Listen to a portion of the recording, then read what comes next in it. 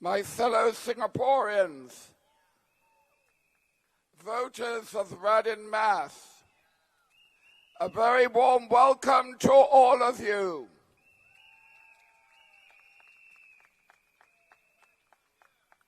Tonight, we are here to support our candidate for Radin Mas, Mr. Kumar Appavu.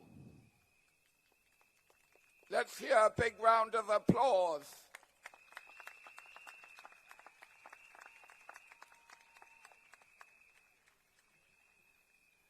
Mr. Appavu is my chosen candidate for Radin Mas. He has the political pedigree, the skills, and the experience on the ground. He has the experience in running a business to make sure that he will do a good job of running your town council. I wouldn't be putting him up or giving him my endorsement if I didn't believe him to be the best man for the job. So let's give him a big round of applause.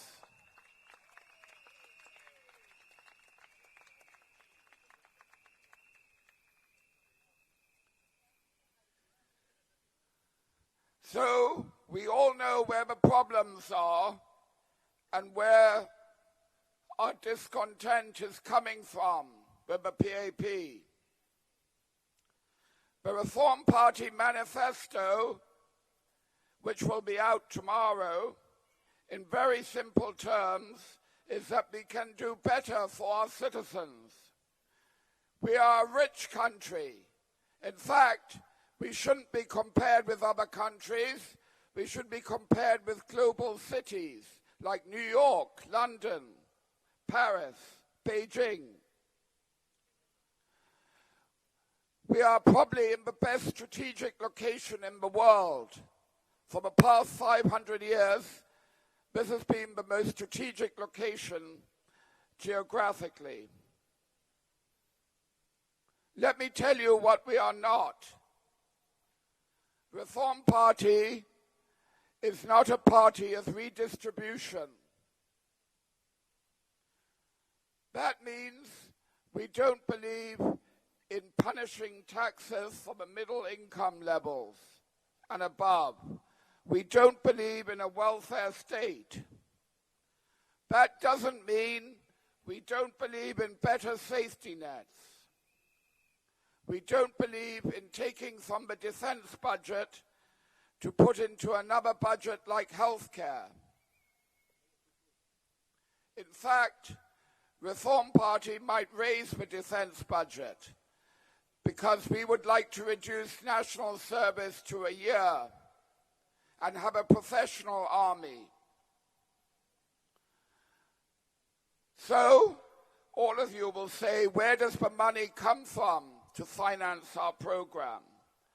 I've looked at the government statistics, and we have more than enough money to invest in healthcare without taking it from anywhere other than our surplus. We just have a better plan for managing the nation's money, to give a more equal share and to invest where it counts, in the citizens, in healthcare, education, and pensions. A supporter wrote to me before the election, and he said to me, Kenneth, how can we vote the opposition in without damaging the economy? I'm sorry, my friend, but that is the wrong question. How can you not vote us in to save the economy and our way of life?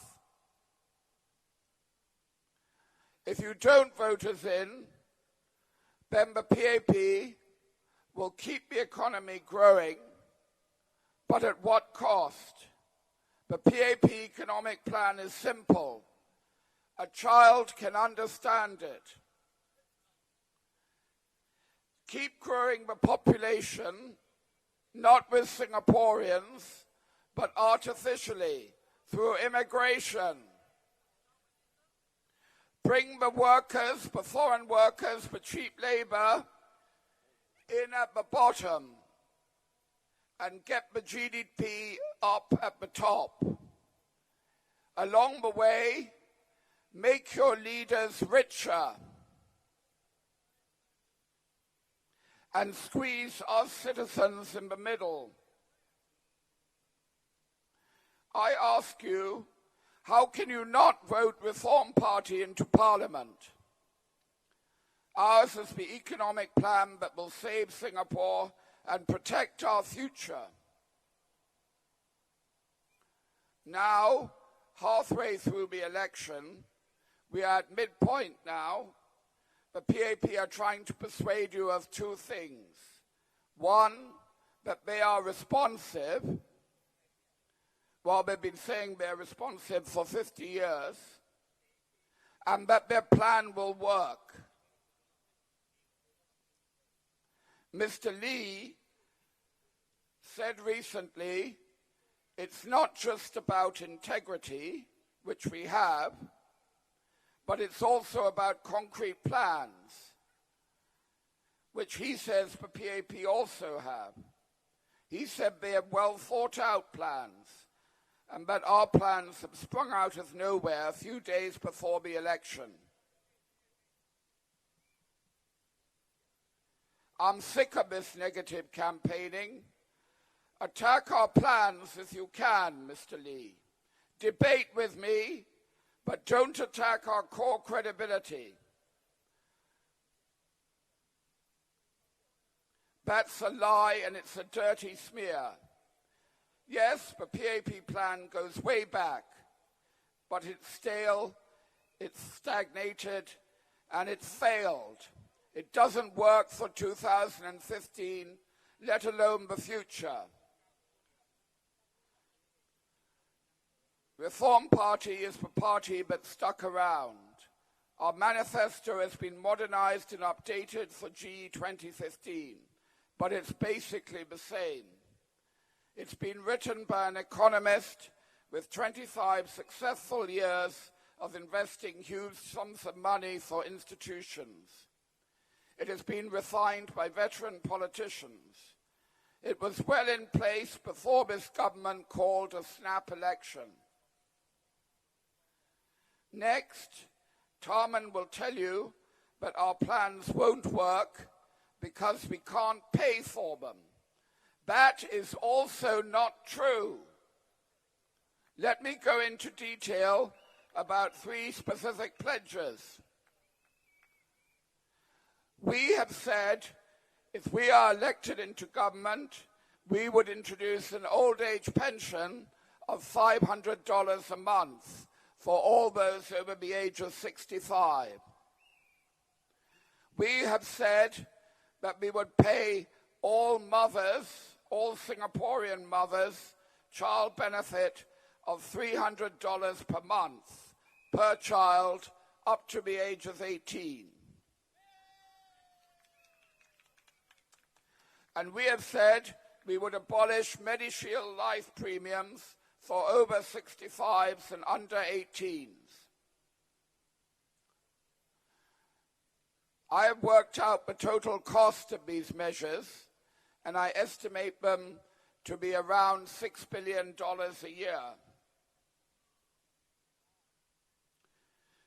We could restrict it to the bottom 60% of the income distribution, in which case the costs would be considerably lower, but then you create negative incentives to stop working or disguise your income.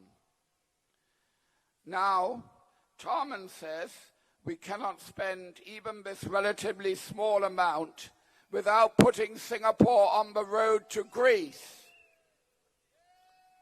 He says the government is already maxing out the contribution from the reserves.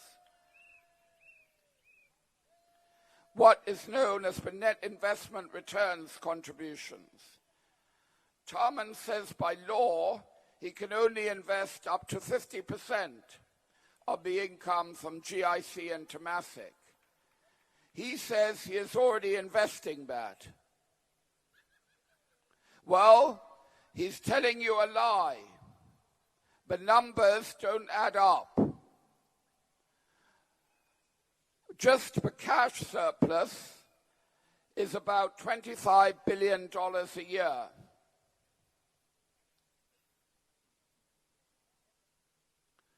So there are 2 points. You can see that the $8.5 billion figure is nowhere near 50% of the real surplus. In any case, the 50% rule can easily be changed if needs be. You can find the real surplus number on page 85 of the government's monthly digest of statistics. These are not my figures, but the government figures. This figure, that's the cash surplus, was about $25 billion in 2012 and 2013. That's the cash surplus. Doesn't even include the returns from GIC and Temasek, but merely the dividends paid to the government. So 50% of the cash surplus number is $12.5 billion. Secondly, Tarman pretends that those returns, the net investment returns contribution, is used for current spending. But actually, it's not. It's shuffled into funds which are supposed to be used for long-term spending. Very little of this money is spent in the year it is allocated. For example, Tarman allocated $8 billion to the Pioneer Generation Fund in 2014, but he only budgeted to spend $250 million that year. At most, he is spending $400 million per annum. Yet he pretends he's using the whole of the net investment returns contribution in that year. So the NIRC, the net investment returns, are not used for current spending, but are shuffled into funds that are not transparent and not accountable. We don't know where the money is going. We rarely see audits for these funds. I've highlighted the Productivity Fund, which is under the Prime Minister's control. Tarman has put $3.5 billion into that. We haven't since 2011. We haven't seen any accounts. We haven't seen any audit by the Auditor General. We're just told that most of the money has been spent. So what has happened to it? And if it was supposed to increase productivity, why has our productivity been negative for the last 4 years? So my answer to Tarman would be that we can easily finance our spending program if the net investment returns contribution is used for current spending, rather than the current farce in which it never comes out as GIC and Temasek, but is immediately reinvested through a new fund. But even this cash surplus is far too low. The government's disclosed total assets are certainly too low. Again, you can find those in the parliamentary statement with the budget, the statement of assets and liabilities. I've done some work on that. If we add up the operational surplus, the revenues from land sales, and Temasek's total assets, and subtract them from the government's disclosed figure for total assets, then this would mean GIC's total assets are considerably less than the total government debt outstanding. That means that GIC must have lost money. But that must be a nonsense. The government says GIC has made a long-term return after inflation of 5%, which is considerably more than it pays to CPF holders.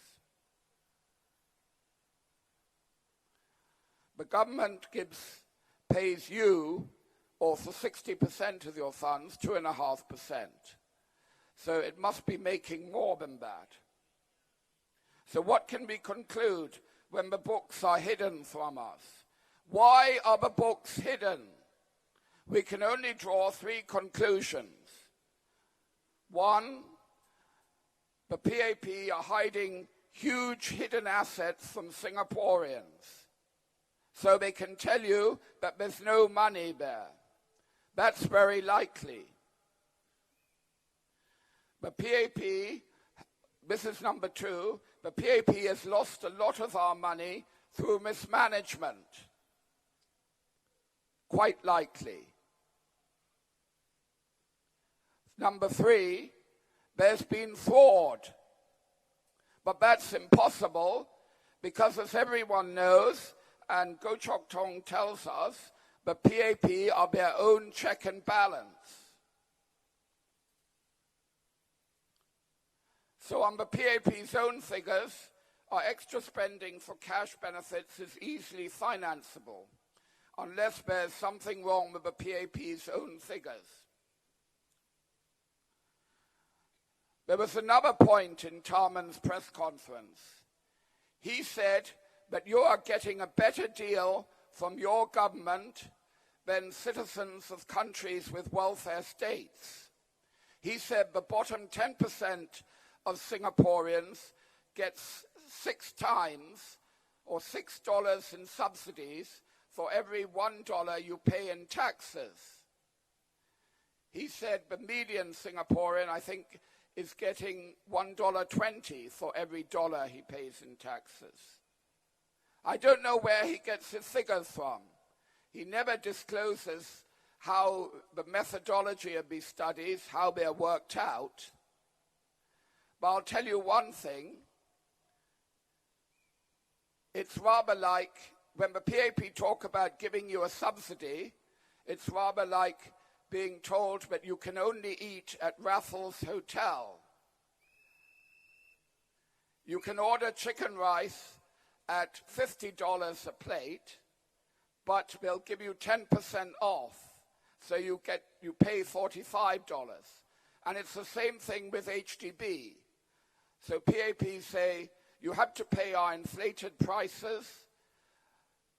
We restrict the supply so that prices go up all the time, but we will give you a subsidy to make HDB affordable. And then they say, they are very generous government. They're giving you a huge subsidy.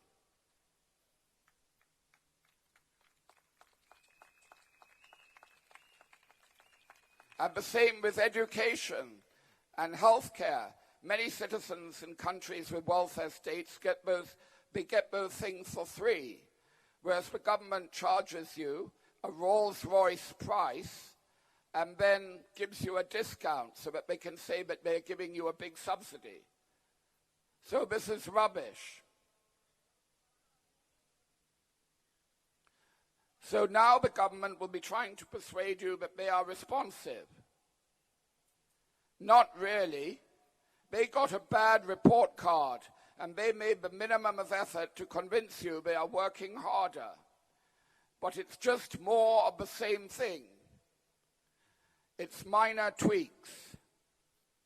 I can promise you, if you vote them in again in complete control, if you don't vote in credible alternatives like me to ask the right questions in Parliament, if you don't put the power, the management, the decision about your future back in your own hands, then the day after this election, they will go back to the old ways and another 50 years of smoke and mirrors. And they will double the population by 2030. Another 5 years of this, and I'm not sure that even I can save the situation. So don't do it. Vote wisely. Vote for yourself. Vote for Singapore.